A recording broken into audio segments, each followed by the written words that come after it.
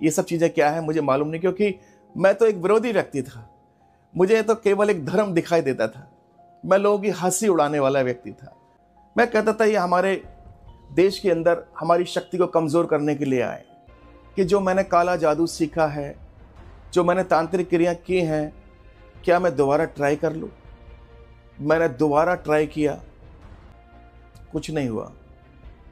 और लास्ट में मेरा मन इतना टूट गया और मैंने कहा अब हमारी कौन सुनेगा। मैं बड़े ही दुख से आह भर के, और मैं ऐसे चेयर पे बैठा हुआ था एम्स के अंदर, अभी मेरे सामने एक वाइट कलर का एक बैनर आया और उस पर रेड कलर में लिखा आया, यीशु चंगाई देता है।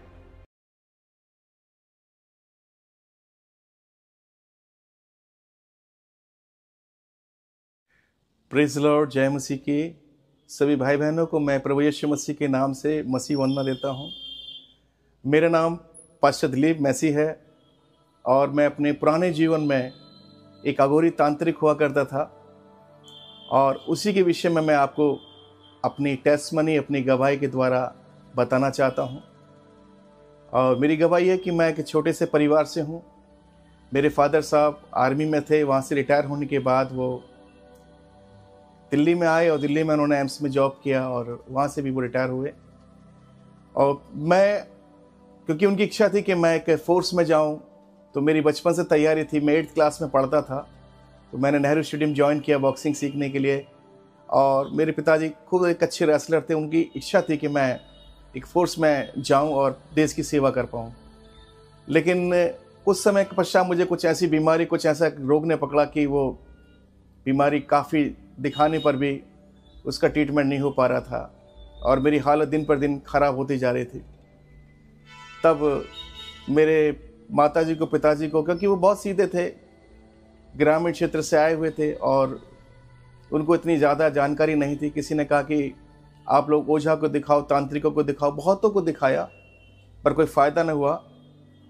अंत में एक अघोरी बाबा थे, तांत्रिक बाबा थे, उन्होंने कहा कि ये बच्चा एक तरह से ठीक हो सकता है कि आप इसको मेरे हवाले कर दें तो ये बच जाएगा और ये एक सिद्ध हो जाएगा और ये खुद भी एक अच्छा तांत्रिक हो जाएगा। मेरे माता पिता की इच्छा थी कि हमारा बच्चा बच जाए, ये बहुत बड़ी बात है, क्योंकि ज़िंदा रहना ज़रूरी है। और उन्होंने, मेरे माता पिता ने मेरे हाथ पकड़ के उनके बाबा जी के हाथ में दे दिया और फिर मैं उनके साथ शिक्षा लेने लगा। वो मुझे शमशान में ले जाते थे और शमशान में ले जाके शनिवार को रात को तांत्रिक अनुष्ठान किया करते थे। और मैं, क्योंकि मैं इतना उम्र दराज नहीं था, बच्चा ही था, ज़्यादा बड़ा नहीं था, तो मेरे मन में बड़ा डर भी आता था। कई बार मेरे को ये भी लगता था कि मैं ये क्या कर रहा हूँ, ये सब चीज़ें क्या हैं। क्योंकि धार्मिक प्रवृत्ति तो थी, ईश्वर की खोज तो थी कहीं ना कहीं, लेकिन मुझे ये नहीं मालूम था कि मैं जो ये कर रहा हूँ क्या ये सही कर रहा हूँ या गलत कर रहा हूँ। लेकिन ऐसे समय बीतता गया और काफ़ी सालों तक मैं उनके साथ रहा और मैं एक अच्छा बड़ा तांत्रिक बन गया। और उनके साथ मैंने काफ़ी वेद मंत्र को सीखा और मंत्रों का उच्चारण, घंटों में मंत्रों को उच्चारण कर लिया करता था। मैं रात को बैठ के मंत्रों को याद किया करता था और सुबह उसको मैं अपने हालेलुया रूटीन में ले आया करता था। सुबह 4 बजे 5 बजे गंगा में, जमुना में मैं डुबकी लगाने वाला एक इंसान था। चाहे कितनी भी ठंड पड़ रही है, लेकिन मैं जाता था वहाँ, क्योंकि मुझे कहीं ना कहीं ऐसा महसूस होता था कि मैं शायद ईश्वर की भक्ति कर रहा हूँ। ये एक आत्मिक विषय है, लेकिन सचमुच ऐसा मुझे कभी शांति मुझे इस चीज़ में मिली नहीं। और एक दिन ऐसा आया कि काफ़ी समय के बाद मैं अपने पिताजी के साथ एक रूम में बैठ के बात कर रहा था। तो हमारे घर में काफ़ी सारे एक फोटोग्राफ्स थे, कैलेंडर्स थे। उनमें मैंने देखा हमारे सभी देवी देवताओं के हाथ में बड़े बड़े हथियार हैं। और मैंने अपने पिताजी से कहा कि पिताजी, हमारे जितने भी देवी देवता भगवान है, सबके हाथों में एक एक वेपन है, हथियार है। क्या कोई ऐसा ईश्वर है जिसके हाथ में कोई हथियार नहीं है? तो वो थोड़ी देर उन्होंने सर्च किया, थोड़ा सोचा, सोच विचार के बाद उन्होंने कहा कि हाँ, ये बात तो सही है। कुछ सोचने के बाद उन्होंने कहा यीशु मसीह के हाथ में हथियार नहीं है।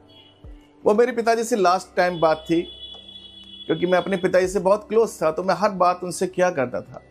अंदर मेरे बड़ा द्वंद चल रहा था, क्योंकि मैं सुबह सुबह बड़ी कठिन साधना करना, बाबा के साथ रहना, तांत्रिक क्रियाएं करना, ये सब चीज़ें करता था। कई बार इंसानी खोपड़ी में शराब को भी वो परोसते थे और वो लेनी पड़ती थी। मुझे घृणा तो आती थी, लेकिन वो मुझे लेनी पड़ती थी। और इस तरह से ज़िंदगी जा रही थी, लेकिन मन ऐसा छटपटाहट थी, मन में एक जगह खाली थी। कोई मन का एक जगह खाली है, मैं समझ नहीं पा रहा हूँ कि मैं कर क्या रहा हूँ और मैं क्यों कर रहा हूँ। और इस तरह से ज़िंदगी बढ़ रही थी आगे। जब मैंने लास्ट टाइम अपने पिताजी से ये बातें की, तो मेरे मन में एक बात आई कि अगर ईश्वर को तो ताकत की आवश्यकता नहीं है, किसी हथियार की आवश्यकता नहीं है, वो खाली अगर हाथ भी कर देंगे तो काम हो जाएगा। कारण क्या है कि इनके हाथ में हथियार क्यों? तो ये मेरे मन को बड़ा बेचैन करने वाली एक बात थी। कुछ समय के पश्चात मैंने काफ़ी ग्रंथों का अध्ययन किया। मैं उन बातों को लाना नहीं चाहता, लेकिन मेरे मन में कन्फ्यूजन पैदा हुई ग्रंथों के द्वारा, क्योंकि हर ग्रंथ अपने आप को श्रेष्ठ बता रहा है कि मैं ही श्रेष्ठ हूँ। तो मैं बड़ा कंफ्यूज हो गया। अब मेरे मन में बड़ी बेचैनी बढ़ गई बहुत ज़्यादा। और मैं रात को जब छत पे सोता था तो मैं कई बार देखता था तारों को, आकाश को। मैं बोलता था, प्रभु एक एक दिन बीता जा रहा है, तू मुझे कब मिलेगा? मैं जो ये कर रहा हूँ इसमें मुझे संतुष्टि नहीं है।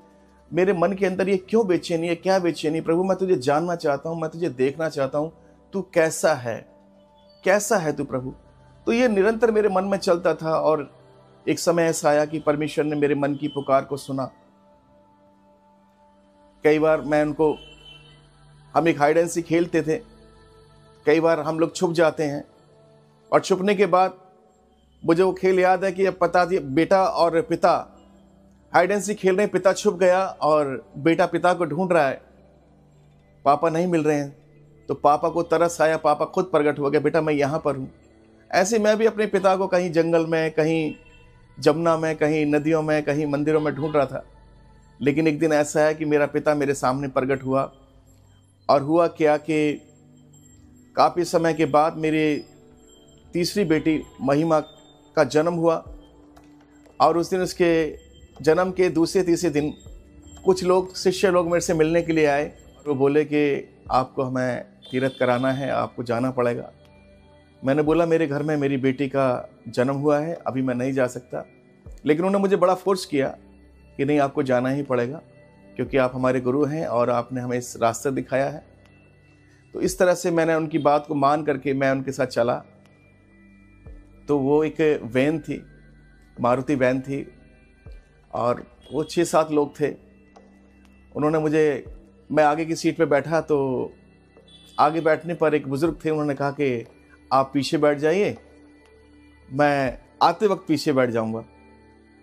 सो मैंने उनकी बात मान के पीछे बैठ गया, क्योंकि थोड़ा सा मुझे हमेशा खिड़की की तरफ बैठने का शौक रहा है, आगे बैठने का शौक रहा है। क्योंकि लोग जब मुझे कहीं लेके जाया करते तो मैं हमेशा आगे बैठ के जाता था, और मैं काफ़ी यंग था। सो मैं उनके साथ जा रहा था। वहाँ जाने के बाद हमने पूजा पाठ की। वापसी में जब हम वापस आ रहे हैं, तो मथुरा के रोड से हम वापस आ रहे थे। मथुरा पर बरसाना चौक पर गाड़ी लगभग 70-80 की स्पीड में होगी।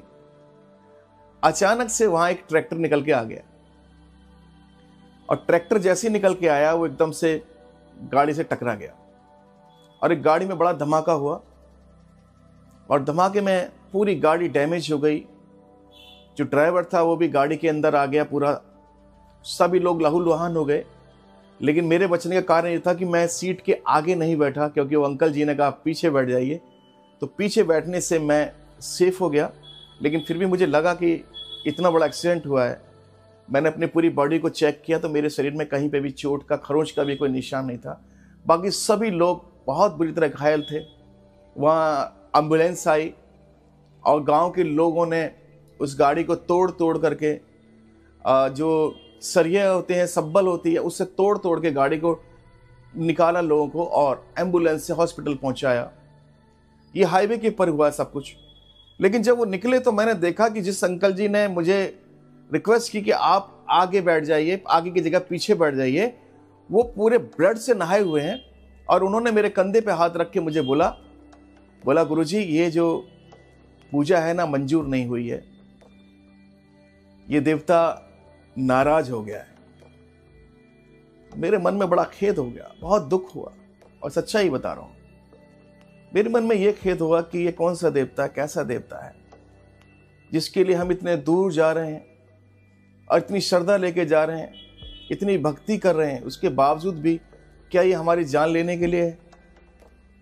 और इस आदमी की कैसी अंधश्रद्धा है कि अपने लहू को, अपने खून को नहीं देख रहा, पूरा खून में सना हुआ है, पूरा चोटिल है, उसके बावजूद भी उसे देवता याद आ रहा है, उसे अपनी जान बचाने की याद नहीं आ रही है। मेरा मन दुख से भर गया और मैंने तभी आसमान की तरफ मुंह करा और मैंने ऐसे करके बोला कि तू कौन है? अगर तू है तो मेरे सामने प्रकट हो और मुझे बता कि मैं हूं, वरना मैं ये समझूंगा कि हम एक अंधी दुनिया में जी रहे हैं, कोई ईश्वर नाम की चीज नहीं है, सब पाखंड है। क्योंकि मेरे मन में दुख था कि मैंने अपना पूरा बचपन, अपना एजुकेशन का समय सब इस व्यर्थ की पूजा पाठ में, इस व्यर्थ की साधना में लगाया और उसका हासिल मुझे कुछ नहीं हुआ। और आज मैं देख रहा हूं कि मेरी आंखों के सामने मैं इस आदमी के सामने निरुत्तर हूं। मेरे मन में बड़ा एक दुख आया और मैंने बोला अगर तू है तो मुझे बता तू कौन है, वरना मैं सोचूंगा हम एक अंधी दुनिया में जी रहे हैं और जैसे और लोग जी रहे हैं हम भी ऐसे जी लेंगे, जैसे और लोग खा रहे हैं, पी रहे हैं, ऐश कर रहे हैं, हम भी ऐसे जी लेंगे। और हम इस बात के बाद मैं जब अपने घर आया तो मेरी बेटी का छठी का एक प्रोग्राम होता है हमारे हिंदू ट्रेडिशनल में।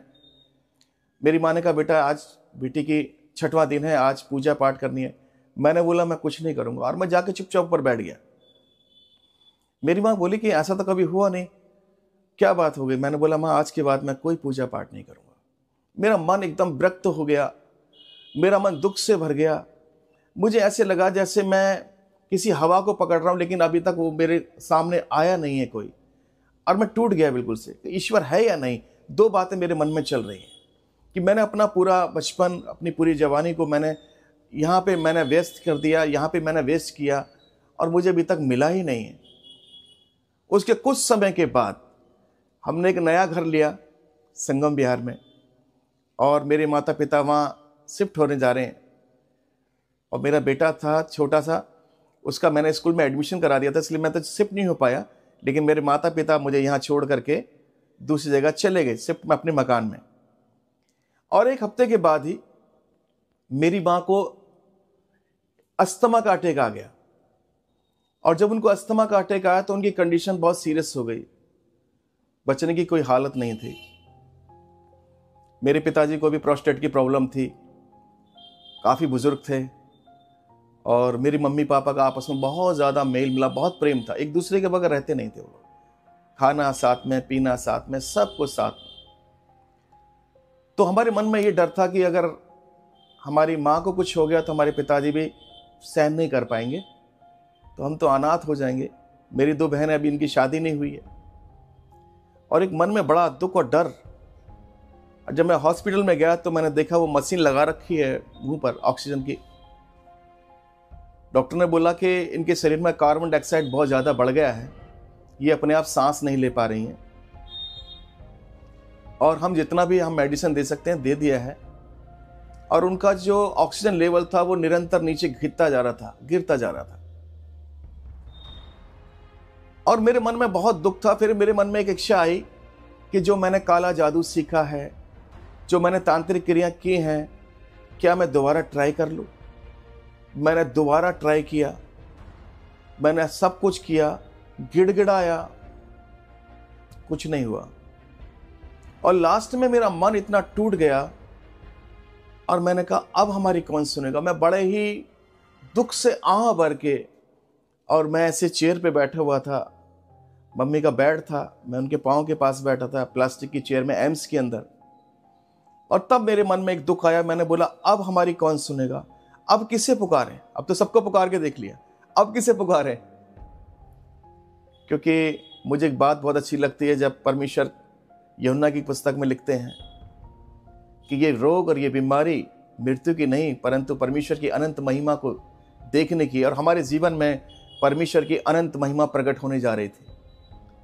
हमारे दुख को परमेश्वर सुख में बदलने जा रहे थे, हमारी खोज को परमेश्वर पूरा करने जा रहे थे। और तभी मैं दुख से भर के मैंने सर को नीचे किया। मैंने कहा अब हमारी कौन सुनेगा? तो मैं बड़े आज से दुख से जैसी मैंने नीचे आंखें बंद की और मैंने ऐसे किया, तभी मेरे सामने एक वाइट कलर का एक बैनर आया। और वो मेरे ख्याल से 2-1 सेकंड की बात है, वो सिर्फ एक छवि थी। और उस पर रेड कलर में लिखा आया, यीशु चंगाई देता है। और जब मैंने ये देखा तो मेरा दिल धड़कने लगा। मैंने कहा ये मैंने क्या देखा है, ये क्या है। मुझे नहीं पता था कि मैंने चैलेंज किया खुदा को, लेकिन खुदा ने मुझे दिखाया। अब मेरे मन में आ गया कि ये कुछ तो है, ये संजोग तो नहीं है। तो मैंने मुझे पास्टर के बारे में कुछ पता नहीं था, पास्टर क्या होता है, ये सब चीज़ें क्या है मुझे मालूम नहीं, क्योंकि मैं तो एक विरोधी व्यक्ति था। मुझे तो केवल एक धर्म दिखाई देता था। मैं लोगों की हंसी उड़ाने वाला व्यक्ति था, क्योंकि मुझे बड़ा घमंड था। मैंने धर्म शास्त्रों का अध्ययन किया है, मैंने इस शास्त्र का अध्ययन किया, उस शास्त्र का अध्ययन किया है। मेरे अंदर एक अहम था। मैं कहता था ये हमारे देश के अंदर हमारी शक्ति को कमज़ोर करने के लिए आए, लेकिन मुझे नहीं पता कि ये जीवन का एक रास्ता है। परमेश्वर धर्म नहीं, मन को बदलता है, जिंदगी को बदलता है। और उस समय मैंने जब देखा तो मैंने अपने मन में सोचा कि किससे कांटेक्ट किया जाए। तो आर.के. पुरम के अंदर मेरी एक मौसी रहती हैं, उनके पड़ोस में कुछ लोग रहते हैं जो चर्च जाते हैं। मैंने अपने छोटे भाई को कहा कि तुम जाके कॉल करके उनसे पता करो कि अगर कोई हमारी माँ के लिए दुआ करे, प्रार्थना करे तो शायद ठीक हो जाए। वहां उन्होंने कॉल लगाया, किसी का कॉल नहीं मिला, किसी से कोई बात नहीं हो पाई। मेरे ब्रदर का दोबारा कॉल आया, भैया किसी से बात नहीं हो पा रही है, कोई भी नहीं मिल रहा है। लास्ट में मेरे मन के अंदर बड़ा दुख आया। मैंने देखा कि वो जो ग्राफ है उसका ऑक्सीजन लेवल नीचे, बिल्कुल नीचे 40 पे आ गया। 30 पे आने के बाद ब्रेन डैमेज हो जाता है और फिर कुछ नहीं होता उसमें। मैं रोने लगा और मैंने बोला अगर आप ही भगवान हो, आप ही ईश्वर हो, तो मेरी मां को बचा दो। और मैं ऐसे गिड़गिड़ा गिड़गिड़ा के, मुझे प्रार्थना करनी तो आती नहीं थी, लेकिन मैंने बोला कि प्रभु अगर आप ही हो तो मेरी माँ को आप चंगा कर सकते हो तो आप कर दो। मैं जान लूंगा कि आप ही परमेश्वर हो, मैं जान लूंगा कि आप ही सुनने वाले परमेश्वर हो।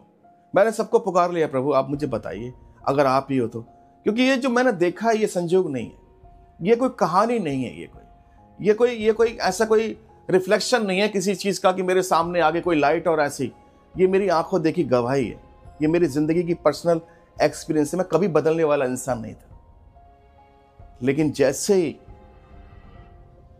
मैंने आंखें बंद करके दुआ करना स्टार्ट किया, लास्ट कॉर्नर में वो बैठता है मेरी मम्मी का, और 2 बहनों की वहां एंट्री होती है। एक का नाम था प्रसन्ना, एक का नाम था मैरी कुट्टी। वो दोनों बहनें अंदर आती हैं और मैं लास्ट में, मेरा सर अभी नीचे झुका हुआ है, मैंने सर ऊपर भी नहीं उठाया। और वो बहन किसी बेड पे नहीं गई, किसी व्यक्ति के पास नहीं गई, डायरेक्ट मेरे पास आई और मुझे छूकर बोला, भैया ये प्रभु यीशु मसीह का संदेश है, हालेलुया। और जैसे ही उन्होंने मुझे छुआ, मुझे अनुभव आज तक ऐसा कभी जिंदगी में हुआ नहीं। मुझे ऐसे लगा जैसे मैं हवा में खड़ा हो गया हूं और मेरी आंखों से आंसू बह रहे थे और मैं रोया जा रहा था लगातार। मुझे मालूम नहीं मेरे आंखों में आंसू क्यों निकल रहे हैं। मैं इतना गदगद हो गया कि जिस परमेश्वर को मैं अभी पुकार रहा हूं, उसने तो मैसेंजर को भेज दिया। ये संदेश, ये बात पक्की हो गई, क्योंकि जब मैंने बाइबल स्टडी किया मुझे पता लगा 2 व्यक्तियों की गवाही से बात पूरी हो जाती है। परमेश्वर ने 2 लोगों को वहां भेजा और मेरे अंदर से एक आवाज जो मैंने अपने कानों से अंतर मन की सुनी, मेरे विवेक के अंदर परमेश्वर ने आवाज दी, बोला अब कुछ नहीं होगा, अब ठीक हो जाएगी। हालत वही है, लेकिन मन में क्या हो गया, शांति भर गई। और मैंने रोते रोते उन बहन से कहा, बहन मेरी माँ के लिए प्रार्थना करवा। उन्होंने टूटी फूटी हिंदी में प्रार्थना की। वो दोनों बहनें मलयाली थी और उन्होंने फिर मुझे कहा कि ये पास्टर सीबी फिलिप है, मालवीय नगर के अंदर उनका चर्च था, आप इनसे कॉल करिए और इनसे दुआ कराइए। मैं हॉस्पिटल के कॉरिडोर में खड़ा होकर मैंने नंबर मिलाया और उनसे बात की। उन्होंने तुरंत नंबर उठाया, फ़ोन उठाया और मैंने अपनी माँ की सिचुएशन बताई और मैंने बताया मैं एक बाबा व्यक्ति हूँ, अघोरी व्यक्ति, तांत्रिक व्यक्ति, पाप से भरा हुआ व्यक्ति, और जीवन में बहुत अनुभव मैंने किया है, मैं बहुत ढूंढ रहा हूँ। मैं जान लूंगा कि यही खुदा, अगर मेरी माँ बच गई तो ये कसौटी है उसको ढूंढने की। उन्होंने मुझे बोला आपकी माँ 2 दिन में खड़े हो जाएंगी। और वो मेरे फोन पर प्रार्थना कर रहे हैं और प्रार्थना जब वो कर रहे थे तो वो फूट फूट के रो रहे हैं। मेरे मन में यह आया, मेरी माँ है, ये व्यक्ति क्यों रो रहा है? ऐसा कैसा प्रेम है ये तो कुछ अलग है, ये तो मैंने कहीं देखा नहीं है। ये मेरा दुख इसके अंदर कैसे आ गया, और वो रो रहे हैं फूट फूट के, और मैं भी रो रहा हूं उनके फोन को सुन के। और जब उनकी प्रार्थना खत्म हुई और आमीन हुआ, तो मुझे ऐसे लगा कि यीशु मसीह ने बोल दिया सब कुछ ठीक हो गया। मैं बड़े आंसू पहुंच के खुशी खुशी अंदर गया, देखा मेरी माँ अभी भी मशीन में ही है, और मैं सामने बैठ गया। थोड़ी देर तक मैं बैठा देखता रहा। उसके बाद मैंने क्या देखा कि ऑक्सीजन लेवल अचानक बढ़ा, 40 से वो 50 हो गया, थोड़ी देर के बाद फिर 60 हो गया। लगभग 1 घंटे के अंदर अंदर 100% ऑक्सीजन हो गया। और उसके बाद मेरी माँ मशीन को ऐसे करने लगी, खोले होश आ गया। मैं भाग के डॉक्टर के पास गया। मैंने, डॉक्टर साहब आप देखिए जाके फटाफट से। वो डॉक्टर हैरान हो गया, मुझे पता है, अरे ये तो ठीक हो गया माता जी तो ठीक हो गया। उन्होंने फटाफट से उनका ऑक्सीजन चेक किया, बीपी चेक किया, सब कुछ चेक किया। थोड़ी देर पहले मेरी माता जी का पूरा बदन सूजा हुआ था, देखा कोई सूजन नहीं, बिल्कुल नॉर्मल। और जैसे वो मशीन को हटाया, ऑक्सीजन को, और जैसे मशीन जो लगाते हैं वो हटाया उसको, मैंने अपनी माँ के कान में एक बार जाके गई, माँ तुम्हें प्रभु यीशु मसीह ने बचाया है। मेरी माँ का एक शब्द था, अच्छा भैया। मैंने कहा हाँ। मेरी माँ मेरे को बड़े गौर से देख रही, कह रही मेरे बाबा जी आदमी यीशु मसीह का नाम कैसे ले रहा है, कुछ तो है। पर मेरी माँ ने स्वीकार किया। मैंने कहा माँ अब हमें सच्चा परमेश्वर मिल गया। मैंने कहा अब तुम्हें कुछ नहीं होगा, क्योंकि उससे पहले तो मेरी छोटी वाली बहन मुझे ना दिखा के आंसू बहाने के लिए बाथरूम में जाके रो के आती थी, मैं उसे छुप के रो रहा था। हम दोनों बहन भाई ऐसे रो रहे थे, बारी बारी जा जाके बाथरूम में रोते थे जाके। और परमेश्वर ने ऐसा आश्चर्य कर्म किया, आसपास में जो लोग बहुत हट्टे कट्टे थे, चंगे लगते थे कि वो ठीक हो जाएंगे, वो मर गए, वो चले गए दुनिया छोड़ के। मेरी माँ जाने वाली, वो खड़े हो गए बिस्तर में से। मैं घर गया, जा करके मैंने अपनी जितनी भी मूर्तियां थी वो सब निकाली। मैंने बोला अब आपकी ज़रूरत नहीं है, मैंने बहुत दिन आपकी सेवा कर ली, अब आप जाइए। और मैंने जमुना में जाके उनको सबको फेंक दिया। मुझे एक सच्चा ईश्वर मिल गया। बाइबल कहती है आसमान के नीचे ज़मीन के ऊपर मनुष्य के बीच में एक ही नाम है, वो है यीशु नाम। वही हमारा उद्धारकर्ता प्रभु है। तो मेरे जीवन में इतना बड़ा ये मिरेकल मैंने अपनी आंखों से देखा, मैं इसे कभी भूल नहीं सकता, मैं इसे कभी पलट नहीं सकता। मैंने कभी सोचा नहीं था कि मैं एक परमेश्वर का सेवक हो जाऊंगा, क्योंकि मालूम नहीं था एक पाप से भरी हुई, गंदगी से भरी हुई जिंदगी, उसमें जीना बड़ा मुश्किल था। पता नहीं आज मैं होता भी ना होता, आज मैं आपके सामने गवाही दे पाता ना दे पाता, मालूम नहीं था। लेकिन खुदा ने हालेलुया वचन में कहा है कि मैंने तेरी माँ के गर्भ से तुझे चुन लिया है। उसका एक समय है। हमारा खुदा बहुत सच्चा है। और भाई बहनों में एक चीज़ और बताना चाहता हूँ, 3.5 साल के बाद मेरी माँ ने बपतिस्म लिया, परमेश्वर की धार्मिकता को पूरा किया। मेरे पिताजी ने 80 साल की उम्र में बपतिस्मा लिया, परमेश्वर की धार्मिकता को पूरा किया। और एक दिन मेरी माँ अच्छी खासी थी, उनकी अचानक थोड़ी तबीयत खराब हुई और बोली कि बेटा, मेरी बहन को बुलाया, मेरी बहन की शादी नहीं हुई थी, उसको बोला बेटा तुम चिंता नहीं करना, तुम्हारे भाई कभी तुम्हें धोखा नहीं देगा।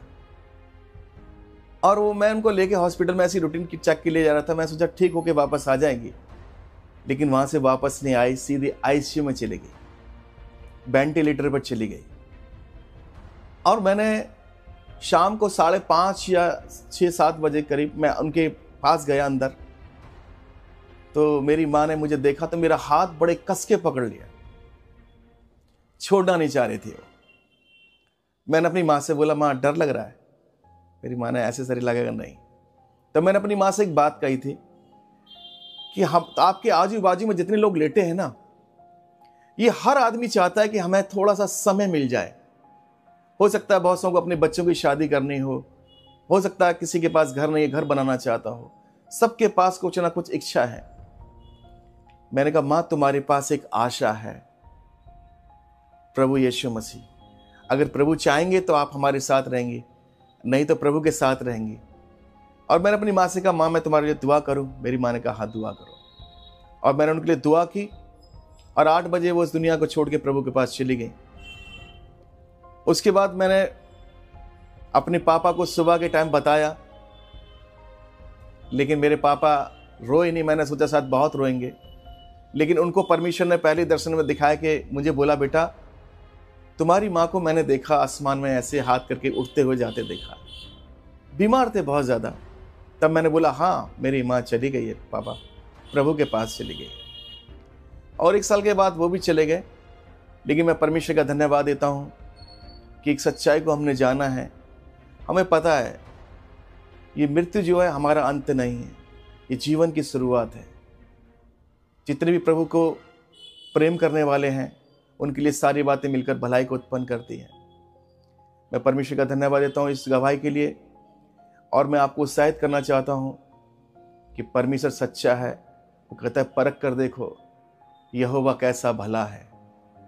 आज ना तो मृत्यु का भय है, ना भविष्य की चिंता है, क्योंकि हमारा चिंता करने वाला एक परमेश्वर है। अपने सभी भाई बहनों को और जितने भी मुझे देख रहे हैं, जहाँ जहाँ से भी देख रहे हैं, मैं सबसे बड़ा ही विनम्र निवेदन करना चाहता हूँ कि आप इस सच्चाई की तरफ जाइए। आज भी मैं देख रहा हूँ बहुत सारे लोग अंधकार में भटक रहे हैं। बाइबल बताती है अंधकार को रचने वाला और प्रकाश को रचने वाला सर्वशक्तिमान महापराक्रमी परमेश्वर है। मैं आपको बताना चाहता हूं क्योंकि मैं इस अनुभव से गुजरा हुआ एक व्यक्ति हूं और मैं ये जान चुका हूं कि आपको संसारिक चीजें तो ये शक्तियां दे सकते हैं, ये अंधकार आपको बहुत कुछ दे सकता है, लेकिन मुक्ति और मोक्ष नहीं दे सकता है, आपको शांति नहीं दे सकता है, आपको जीवन नहीं दे सकता है। प्रभु का कलाम कहता है मैं इसलिए आया कि बहुतायत का तुम्हें जीवन दूं। मैं आप सबको उत्साहित करता हूं कि आप एक सच्चे परमेश्वर की खोज में जाएं। जो खोजता है उसे ज़रूर मिलता है। जिन खोजा तिन पाया गहरे पानी बैठ। मैं भी खोज रहा था, मैंने भी ढूंढा उसको। हालेलुया। मैं एक अनुभव के साथ आया हूँ। मैं किसी चंगाई के कारण से या किसी आर्थिक स्थिति से तंग होकर के नहीं आया। मैं उसे ढूंढ रहा था कि प्रभु तू मुझे कब मिलेगा। और आज जब वो मिल गया तो मेरे जीवन में शांति है। और मैं चाहता हूँ सारी दुनिया शांति को पाना चाहती है तो शांति के राजकुमार के पास जाइए आप। हालेलुया। आज भी लोग अंधकार में भटक रहे हैं। आज भी आप जाकर देखिए जगह जगह कुछ लोग तांत्रिकों के चक्कर में फंसे हुए हैं, कुछ लोग जादू टोनों में आज भी फंसे हुए हैं और अपने जीवन को बर्बाद कर रहे हैं। ये सब कुछ गलत है, ये सब अंधकार है। हालेलुया। और जहाँ अंधकार है वहीं शैतान है। इसलिए हम ज्योति की संतान बने, रोशनी की तरफ आएँ, क्योंकि हमारा खुदा रोशनी है और वो आपके जीवन को भी रोशन में करेगा। प्रभु आपको आशीष दे। God bless you.